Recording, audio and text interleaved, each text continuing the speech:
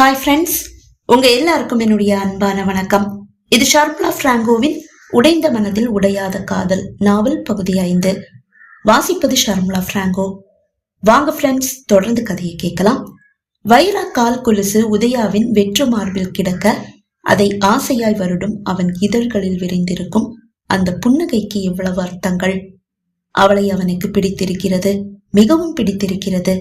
ஆனாலும் அவளது திமிர்த்தனமான பேச்சும் நடவடிக்கைகளும் அவனுக்கு சுத்தமாக பிடிக்கவில்லை என்பதை விட அவை அவனை அவளுக்கு பிடிக்கவில்லை என்று உணர்த்தும் அறிகுறிகளாகவே அவன் மனம் பார்த்தது. அதனாலேயே மனதில் எழுந்த காதலை அவளிடம் கூற ஒரு தயக்கம்.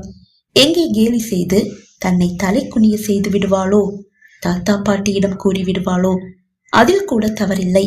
அது அப்பா அம்மா செவியை எட்டிவிட்டால் தான் பிரச்சனை. மாமா மகள்கள் அழகு தேவதைகளாக அவனுக்காகவே ஏங்கி கிடக்கும் போது அவனை விரும்பாத பெண்ணை அவன் மனம் நாடுவதை யார்தான் விரும்புவார்கள்? அதை அவன் கூட விரும்பவில்லையே. அதனால் அல்லவா மனதில் எழுந்த காதலை அவள் அறியாமல் மறைக்கிறான். எந்த பெண்ணிடமும் அவன் இப்படி தன்னை பறிகொடுத்ததில்லை. முதன்முறை வைராவுக்காக இயங்குகிறது அவன் மனம். அவளை பார்க்கும் போது மட்டும் அவன் மனம் பொங்குகிறது. அவள் காதல் பார்வை இல்லை, அவள் கடைக்கண் பார்வையாவது தன் மீது விழாதா என்று அவன் மனம் ஏங்குவதேன்? விரும்பாத பெண்ணை விரும்பும் மனதின் செயல் அவனுக்கு விளங்கவில்லை. காந்தத்தின் எதிரெதிர் துருவங்கள் தானே ஒன்றோடொன்று ஈர்த்து கொள்கிறது. காதலுக்கு அந்த நியதி எப்படி பொருந்துகிறது? அவனுக்கு வியப்புதான். எதிர் எதிர் துருவங்களாக பார்வைக்கு மட்டுமே தெரிகிறது என்று அவன் இப்படி அறிவான். அவள் பாத கொலுசு கூட அவனது உணர்ச்சிகளை தூண்டும் மாயம்தான் என்ன? உடம்பின் ஒவ்வொரு மயிரும் சிலிர்த்தெழுவதேன்? சிரித்து கொண்டவன் அவள் கொலுசை தலையணையின் அடியில் பத்திரப்படுத்திவிட்டு விழிகளை மூடினான். மறுநாள் கல்லூரி புறப்பட்ட வைரா கவிதாவுக்காக காத்திருக்கும் போது அவள் விழிகள் தன்னை கவனியாது செய்தித்தாளை புரட்டும் உதயா மீது இருந்தது. கொலுசெங்க? அவர் பாக்கெட்லயா இல்ல வேற எங்கேயாவது வச்சிருப்பாரா? யோசனையோடு நிற்பவளின் தோளில் கை வைத்தாள் கவிதா. என்னடி, பகல் கனவா இல்ல உதயாத்தனுக்கு ரூட் போடுறியா? அவளது வார்த்தைகளை கேட்டு திகைத்து போன வைரா அவளுக்கு சந்தேகம் வந்து விட்டது என்று புரிந்து கொண்டாள். ஏன், நீங்க 3 பேரும் ஏங்கி தவிக்கிறது போதாதா? உங்களுக்கு போட்டியா நானும் ஏங்கணுமா? நியூஸ் பேப்பர்ல ஒரு நியூஸ், அதை வாசிச்சுட்டு இருந்தேன் என்று கூறி சமாளித்தாள். அதுதான் பார்த்தேன். அத்தானுக்காக முத்தான 3 மாமா பொண்ணுங்க காத்து கிடக்கிறது தெரிஞ்சும் நீ வளவிருப்பியா? சிரித்தவள், நான் வலை விரிச்சா ஒரு காக்கா கூட விழாது, அப்புறம் எப்படி இந்த பருந்து விழும்? ஆசைக்கு கூட தகுதி தேவைடி. உன்னுடைய தகுதிக்கு என்னடி குறை? எல்லாமே குறைதான். ஏண்டி இப்படி பேசுற? உன்னுடைய அழகுக்கு அவன் உன் காலடியிலேயே வந்து விழுந்து கிடப்பான். ஆமாமா, காலேஜே என்னுடைய காலடியில தானே கிடக்கு. அவள் அப்படி கூறும்போதுதான் கவிதாவுக்கும் அது புரிகிறது. அவள் கூறுவது உண்மைதான். எந்த ஒரு இளைஞனும் அவளை நெருங்குவதில்லை, ஏன் ஏறிட்டு கூட பார்ப்பதில்லை. அது ஏன் என்று அவளுக்கும் புரியவில்லை. இன்னைக்கு எவனாவது ஒருத்தங்கிட்ட இதை பத்தி கேட்டே ஆகணும்.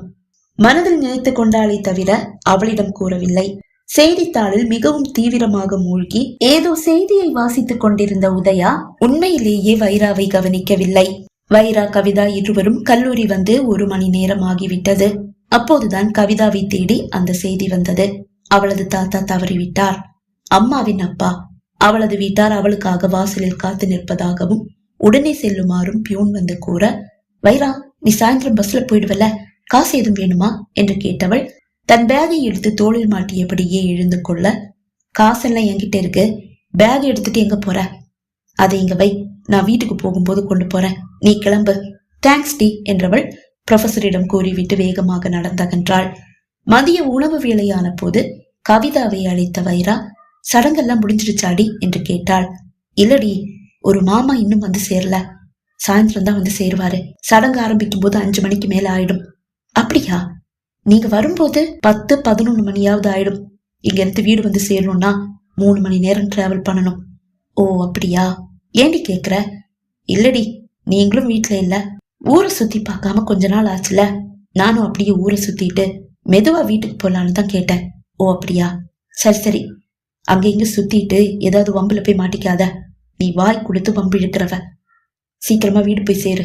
அம்மா, நீங்க யாரெல்லாம் போயிருக்கீங்க? எல்லாருமே வந்திருக்கோண்டி. தாத்தா எனக்கு மட்டும் தாத்தா இல்ல, உனக்கு தெரியும்ல. எங்க பெரியப்பாவை கட்டி இருக்கிறது என்னுடைய பெரியம்மா. என்னுடைய அம்மாவோட சொந்த அக்கா. எல்லாரும் வந்திருக்கோம். சரி, எல்லாரும் போயிருக்கீங்க. உங்க அத்தா வீட்டுல தானே இருப்பாரு? இல்ல இல்ல, அவரும் வந்திருக்காரு. அவளை நோக்கி வந்து கொண்டிருந்த உதயா செவிகளில் வைரா கேட்பதும் கவிதாவின் பதிலும் தெளிவாக வந்து விழுந்தது. சரிடி, நீங்க கிளம்பும் போது எனக்கு போன் பண்ணி சொல்லு. சரி சரி, கிளம்பும் போது சொல்றேன். அழைப்பு துண்டிக்கப்பட்டது. யார் கவி போன்ல? அப்போதுதான் உதயா அருகில் நிற்பதை கவிதா கண்டாள். வைரா அத்தான். அவன், நீங்க இங்க கார்கியோட கிளம்பிட்டீங்க? வீட்டுக்கு தான். வீட்டுக்கா? ஏன், என்ன ஆச்சு? தாத்தாவோட பார்ட்னர் யாரோ தாத்தாவை பார்க்க வராங்களாம். காசு ஏதோ கொடுக்கணுமா? தாத்தாவால இப்ப வீட்டுக்கு போக முடியாது இல்லையா? அதை வாங்கி வைக்க சொல்லி தாத்தா என்ன அனுப்புறாரு. ஓ அப்படியா? நான் உன்னுடைய கார் எடுத்துட்டு போறேன். என்னுடைய கார் பெரிய கார், அதை நான் எடுத்துட்டு போயிட்டா நீங்க திரும்பி வரும்போது கஷ்டமாயிடும். தன் கார் சாவியை அவளிடம் கொடுத்தவன் அவள் நீட்டிய சாவியை வாங்கி கொண்டு கிளம்பினான். மாலை கல்லூரி முடிந்து வைரா வீடு வந்து சேரும் போது 5 மணி ஆகிவிட்டது. 5 மணிக்கு தானே சடங்கு ஆரம்பமாகும்னு கவிதா சொன்னா. எப்படியும் எல்லாரும் வந்து சேரும் போது 10 மணியாவது ஆயிடும். முதல்ல ட்ரெஸ்ஸை சேஞ்ச் பண்ணிட்டு அந்த உதயா ரூமுக்கு போய் என்னுடைய கொலுசை தேடி கண்டுபிடிக்கணும். தன் அறைக்கு வந்தவள் ஃப்ரெஷ் ஆன பிறகு மாடியை நோக்கி நடந்தாள். உதயா அறைக்குள் அலட்சியமாக நுழைந்தவள் உடைமாற்றும் அறையில் உதயா நின்று உடைமாற்றி கொண்டிருப்பதை அறியாது அவனது மேஜை இழுப்பறையை திறந்து கொலுசை தேடினாள். கொலுசை எங்க வச்சிருக்காருன்னு தெரியலையே. பெரிய கோடீஸ்வரராம். இந்த 5 சவரன் கொலுசை வச்சு என்ன பண்ண போறாராம்? முணுமுணுத்தபடியே மேஜை அறைக்குள் கொலுசை தேடினாள். ஆனால் அது அங்கே இருக்கவில்லை. தன் அறைக்குள் ஏதோ சத்தம் கேட்க சட்டை பட்டனை போட்டபடியே வெளியே வந்தவன் படுக்கை மீது இருக்கும் போர்வையையும் தலையணைகளையும் எடுத்து வீசி கொலுசை தேடும் வைராவை கண்டு சிரித்தான். அவன் இல்லை என்ற தைரியத்தில், டேய் உதயா, நீ மட்டும் என்கிட்ட சிக்கினா அவ்வளவுதான், கிழி கிழின்னு கிழிச்சு தூக்கி எறிஞ்சிடுவேன். 5 சவரன் கொலுசுன்னு சொல்லியும் அது நீ எனக்கு திருப்பி கொடுக்கல. 5 சவரன் கூட பரவாயில்லடா. அது எங்க பாட்டி எனக்கு ஆசையா வாங்கி கொடுத்தது. என்னுடைய பாட்டியே ஆசையா அவங்க கையால என் கால்ல போட்டு விட்ட கொலுசு. அதை போய் எடுத்து வச்சுக்கிட்டு தர முடியாதுன்னு சொல்ற. கொலுசை கேட்டதுக்கு வேணும்னா போய் போலீஸ்ல புகார் கொடுன்னு சொன்னல. ஆமாடா, போலீஸ்ல புகார் தான் கொடுக்க போறேன். கொலுசு திருடிட்டேன் இல்ல.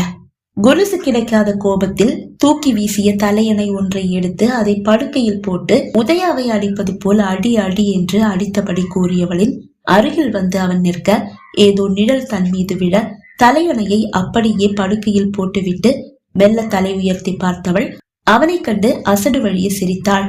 நீங்களா? ஆமா, நானே தான். போலீஸ்ல ஏதோ புகார் கொடுக்கறதா சொன்ன. என்னன்னு புகார் கொடுப்ப?